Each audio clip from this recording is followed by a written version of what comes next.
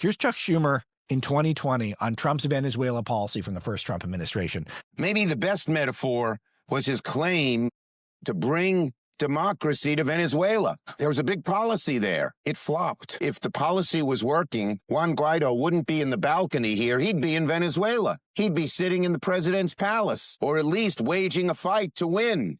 He's here. And the president brags about his Venezuela policy? Give us a break.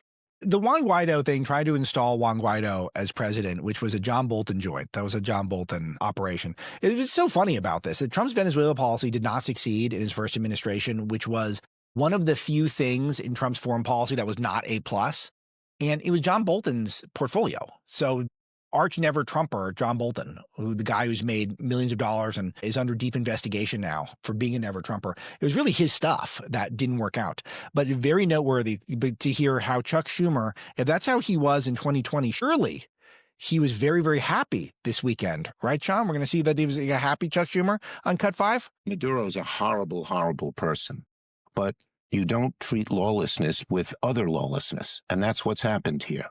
The American people this morning, George, are scratching their heads in wonderment and in fear of what the president has proposed. The United States will run Venezuela. So interesting.